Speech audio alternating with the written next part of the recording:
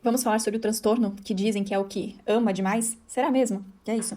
Eu sou a Rafa, sou psicóloga e essa é a série Esclarecendo os Transtornos Mentais. Nós estamos no último episódio da primeira temporada dessa série e hoje nós vamos conversar sobre o transtorno de personalidade borderline. Tá? Nós já temos aqui então sobre TDAH, sobre ansiedade generalizada, toque, narcisismo. Todos os episódios estão já aqui disponíveis, tá bom? A gente ouve muito falar, né, que quem tem borderline é uma pessoa que ama demais, que é muito intensa, que... Vamos desmistificar um pouquinho isso, entender então o que de fato é esse transtorno? Antes, deixa eu comentar aqui com vocês alguns comportamentos, né, algumas falas que são bem características de quem tem esse transtorno dentro de uma relação, né, de um relacionamento, seja ele amoroso, seja ele familiar, amigos, né? São pessoas que, quando acontece alguma coisa, quando elas desconfiam de algo, quando elas têm alguma sensação de abandono, alguma instabilidade emocional, elas costumam ser muito impulsivas, agressivas, então elas podem se mutilar, elas podem serem muito grosseiras, elas podem ameaçar, né, tirar a própria vida, elas podem ligar constantemente, mandar muitas mensagens, né? Então são comportamentos assim mais extremistas, né? Então vamos lá, vamos conversar um pouquinho sobre esse transtorno para você entender sobre ele, tá? Esses indivíduos com transtorno da personalidade borderline, eles podem ter um padrão de sabotagem pessoal no momento em que uma meta está para ser atingida. Então, tô terminando um curso, vou parar. Tô indo muito bem na terapia, vou ter uma regressão bem grave. O meu relacionamento parece estar indo muito bem. Vou, né, fazer algo que vou destruir essa relação, certo? Então, esse comportamento, né, esse padrão de se sabotar mesmo nos processos que estão indo bem. Essas pessoas, elas costumam se enxergar como pessoas ruins, que elas são más, elas não se enxergam de uma forma boa, positiva, na maioria das vezes, tá? Alguns indivíduos desenvolvem sintomas semelhantes à psicose, alucinações, distorções da imagem corporal, em momentos de estresse, tá? Indivíduos com esse transtorno podem se sentir mais protegidos juntos a objetos transicionais. O que seria isso? Um animal de estimação ou então um objeto inanimado, mais do que num relacionamento interpessoal, ou seja, mais do que numa relação com uma pessoa. Ele pode se sentir mais protegido numa relação com um animal do que com uma pessoa. Pode ocorrer morte prematura por suicídio, né? Em indivíduos com esse transtorno, especialmente naqueles em que há ocorrência simultânea de transtornos depressivos ou um transtorno aí por algum uso de substância, tá? Deficiências físicas também podem, né, resultar aí de comportamentos de algum abuso, né, de auto-infligidos ou então de alguma tentativa fracassada de suicídio. É comum também, né, perdas de emprego recorrente, interrupção da educação, separação e divórcios também são mais comuns, abuso físico e sexual, negligência, conflito hostil, perda parental prematura, são mais comuns aí também na história de infância dessas pessoas que têm o transtorno de personalidade borderline. Aproveita aqui já para, né, falando aqui que são mais comuns nos históricos, né, mas por ser um transtorno de personalidade, é a mesma lógica que eu expliquei para vocês quando eu conversei com vocês sobre o narcisismo. A personalidade, a gente termina aí de construir a nossa personalidade na fase adulta. Então, nenhum transtorno de personalidade você pode diagnosticar antes disso, tá? Então, o diagnóstico só ocorre no início da fase adulta. Infância e adolescência não se dá diagnóstico de personalidade. Então, portanto, o borderline é diagnosticado no início da fase adulta.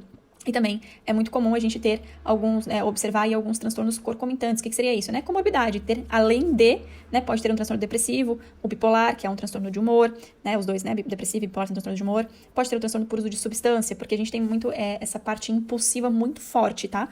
Então, são pessoas que têm uma probabilidade maior, né, de acabar obtendo aí algum vício, né? Transtornos alimentares também, né, sobretudo bulimia nervosa. Bulimia nervosa é aquilo que a pessoa, de forma muito simplificada, que a pessoa come até passar mal e depois vomita, né? E vira um comportamento de vício também, de certa forma, né? Transtorno de estresse pós-traumático também. Transtorno de déficit de atenção, hiperatividade no TDAH também. E o transtorno de personalidade borderline também ocorre frequentemente com outros transtornos de personalidade, da personalidade. Então, não é porque tem um que não pode ter outro, né? Isso, no geral, tá? Então, a pessoa tem o transtorno de narcisismo, ela também pode ter o antissocial, ela tem o borderline, ela também pode ter um outro transtorno de personalidade, que a gente tem alguns aí dentro dessa parte de personalidade, tá bom? Então, como eu comentei com vocês, é a partir da fase adulta, certo? A gente tem o fator genético como um fator forte aí, cerca de 5 vezes mais comum em parentes biológicos de primeiro grau, quando tem esse transtorno. Lembrando que, né, um transtorno mental é multifatorial, então o genético não é, né, a genética não é o único fator, mas é um deles. Se você quiser entender essa parte, o primeiro episódio dessa série eu só explico sobre transtornos, para vocês entenderem essa parte, tá? Deixa eu ver aqui outra coisa que eu acho importante comentar com vocês. Esse transtorno, gente, ele é mais predominado por mulheres. Cerca de 75% são mulheres, tá? Com esse transtorno de personalidade. Então, vamos falar um pouquinho das características diagnósticas.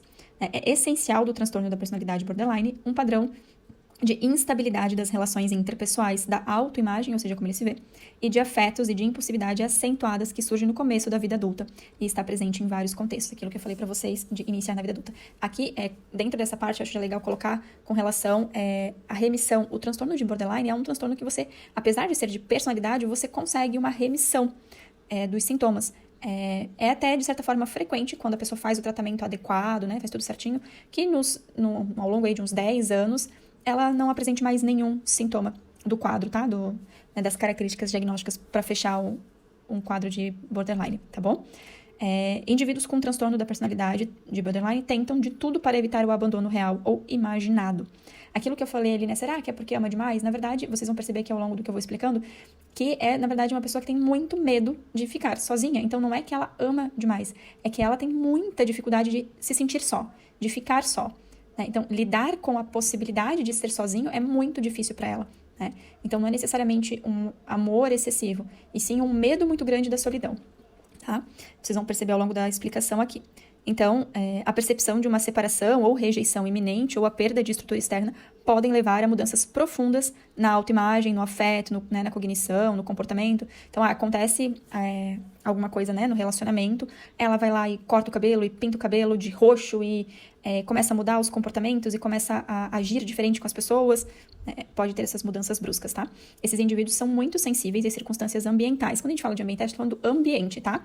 O ambiente em que ele convive, ele é muito sensível a essas circunstâncias do ambiente, tá?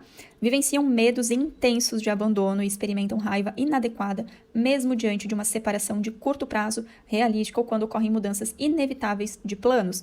Por exemplo, um desespero repentino quando o profissional, o psicólogo avisa que está acabando a terapia. Né? É complicado para muitos borderlines quando chega ao final de algo, por mais que eles saibam daquilo. Então, a consulta está acabando. Isso gera uma reação de desespero, muitas vezes, de pânico, de fúria, né? Quando eles têm um compromisso e essa pessoa se atrasa para o compromisso, também pode ter essa reação. Então, eles têm muita, muita dificuldade, que é aquilo que eu falei no início, né, sobre a ideia de amar demais, eles têm muita dificuldade desse processo de vínculo e desvínculo, de se afastar, de se aproximar, né, de se sentir rejeitado, né, uma separação, por mais que, nossa, ela sofria um relacionamento extremamente abusivo, era uma relação muito difícil, então o melhor de fato era se separar. Ainda assim, para um borderline vai ser extremamente difícil de lidar, porque ele vai ter uma sensação muito grande de abandono, e eles têm muito medo disso, né, de ficar sozinho, tá? Então, seguindo aqui. Esses indivíduos podem achar que esse abandono, né, implica que eles são maus. Então, é porque eu sou uma pessoa ruim. Ela não quer ficar comigo, ela não quer mais me ouvir, ela cansou de mim, ela enjoou de mim porque eu sou uma pessoa ruim. Lembra aquilo que eu falei no início? Que eles tendem a se ver dessa forma? Tais medos de abandono têm relação com a intolerância a ficar só e a necessidade de ter outras pessoas ao redor, que eu comentei com vocês anteriormente. Os esforços desesperados para evitar o abandono podem incluir ações impulsivas, como a automutilação ou comportamento suicida. As pessoas com transtorno de personalidade borderline apresentam um padrão de relacionamento instável e intenso. São pessoas muito intensas, como eu também comentei já com vocês. Vocês vão perceber que ao longo do que eu for explicando que algumas palavras-chave se repetem, porque são os principais pontos, assim, as principais características: instabilidade, intensidade, medo do abandono, impulsividade, né? São palavras que vocês vão perceber que se repetem aqui com alguma frequência. Podem idealizar cuidadores ou companheiros potenciais em um primeiro ou segundo encontro, exigir ficar muito tempo juntos e partilhar os detalhes pessoais mais íntimos logo de início de um relacionamento, tá? Entretanto, eles podem mudar rapidamente da idealização à desvalorização, sentindo que a outra pessoa não se importa o suficiente, não dá o suficiente, não está presente o suficiente. Eles exigem muito de quem se relaciona com eles, tá? Esses indivíduos podem empatizar e cuidar de outros, mas somente com a expectativa de que o outro estará presente quando chamado, em uma espécie de troca para atender às suas próprias necessidades. Ou seja, nossa, mas ele parece se importar comigo, cuidar de mim, ele faz as coisas por mim também. Sim, porque ele acredita que no primeiro momento que ele precisar, que ela te chamar, você estará à disposição. É somente por isso, na ideia de que ele vai receber o mesmo quando precisar, tá? Eles estão propensos a mudanças dramáticas e repentinas na sua forma de enxergar os outros e podem ser vistos alternadamente como apoiadores benevolentes ou como punidores cruéis, então eles podem ir de um extremo para o outro. Tais mudanças em geral refletem desilusão com um cuidador cujas qualidades da dedicação haviam sido idealizadas ou cuja a rejeição ou abandono era esperado. Tá? Também pode acontecer uma perturbação da identidade, caracterizada por uma instabilidade acentuada e persistente da imagem ou da percepção de si mesmo, mudanças súbitas e dramáticas na autoimagem, que eu falei, de repente corta o cabelo e pinta de roxo, né? Caracterizadas por metas, valores e aspirações vocacionais inconstantes. Então, assim, muda de opinião muito fácil, subitamente, né, de uma coisa, às vezes, grande, muda muito de emprego, de planos de carreira profissional, identidade sexual, valores, estilos de amigos, tipos de amigo, tudo é muito instável, muitas mudanças, tá? Esses indivíduos podem repentinamente mudar de um papel de suplicantes necessitados de ajuda para um papel de vingadores justos de maus tratos passados, tá? Embora costumem ter uma autoimagem baseada em serem maus, eles podem, por vezes, apresentar sentimentos de que eles mesmos não existem. A gente vai entrar um pouquinho mais nesse aspecto depois, tá? Para vocês entenderem. Vamos seguir. Tais experiências ocorrem geralmente em situações nas quais o indivíduo sente falta de relações significativas de cuidado e de apoio, tá? Podem demonstrar um desempenho pior em situações não estruturadas de trabalho ou estudo.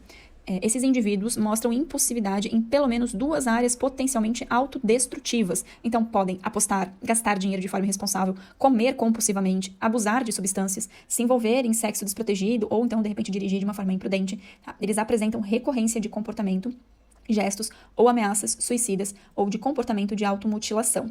O suicídio ocorre em 8 a 10% de tais indivíduos, sendo que atos de automutilação já é algo bem comum. A ideação suicida recorrente é, com frequência, a razão pela qual essas pessoas buscam ajuda. Né? Então, esse pensamento, né, essa vontade de tirar a própria vida é o que muitas vezes faz com que essa pessoa procure por ajuda, tá? Esses atos autodestrutivos, eles são geralmente precipitados por ameaças de separação ou rejeição, ou por expectativas de que o outro indivíduo assuma maiores responsabilidades, né? E a automutilação também pode ocorrer durante as experiências dissociativas e, com frequência, traz um alívio aí para reafirmar a capacidade do indivíduo de sentir ou por trazer uma sensação aí de ser uma má pessoa, tá? Então, lembra lá que eu falei, a gente vai falar um pouquinho mais sobre isso, essa sensação de dissociação, de estar fora de si, né? Isso pode gerar aí uma automutilação para ele voltar, né? Para ele conseguir se sentir de novo, né? E isso também pode acontecer num outro episódio que eu vou falar logo em seguida, tá?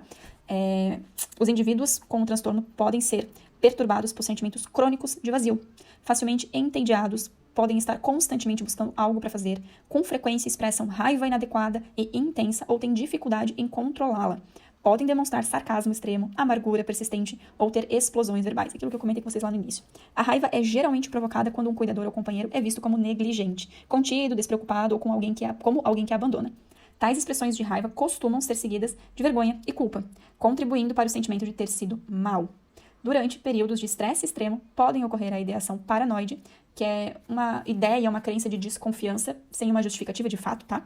Ou sintomas dissociativos transitórios, que é aquilo que a gente falou aqui antes, então, da despersonalização, né? Embora sejam, em geral, de gravidade ou duração insuficiente para levar um diagnóstico adicional, certo? Mas, então, isso pode acontecer, da pessoa se sentir meio fora de si, né? E aí, quando passa esse impulso de raiva, enfim, vem aquele sentimento de eu não sou boa, eu sou uma pessoa ruim, olha o que eu fiz, e aí culpa, vergonha, sabe? Então, são muitos sentimentos extremos, intensos, e tudo isso para a pessoa lidar e para quem está com ela também lidar. Tá? Esses episódios, eles ocorrem mais frequentemente em resposta a um abandono real ou imaginado, né? Nem sempre, aquilo que a gente falou ali da ideação paranoide, nem sempre, de fato, está acontecendo algo, né? Os sintomas tendem a ser passageiros, durando de minutos a horas. Então, basicamente, este é o transtorno de personalidade borderline, certo? Assim como todos os outros, nós precisamos cuidar muito com o diagnóstico, fazer um diagnóstico diferencial para garantir que, de fato, é este o diagnóstico da pessoa e, então, iniciar o tratamento para o tal, tá? Para o mesmo. No tratamento, psiquiatra e psicólogo. Mesma ideia de todos os outros, certo? Lembrando que nós não temos medicamento para personalidade, mas o seu psiquiatra vai fazer uma avaliação clínica, né, e vai, provavelmente, te prescrever medicamentos que sejam condizentes aí, né, e que te ajudem no tratamento dos sintomas, certo? Então, a parte medicamentosa é para os sintomas. E o tratamento psicológico é para que você aprenda a lidar com tudo isso e tenha o mínimo de prejuízo possível na sua vida e caminhe para uma remissão. Porque, apesar de ser um transtorno de personalidade, este transtorno em específico é possível uma remissão dos sintomas. Lembrem, remissão não é a mesma coisa que cura. Se você quiser entender um pouquinho mais sobre isso, no primeiro episódio dessa série eu explico.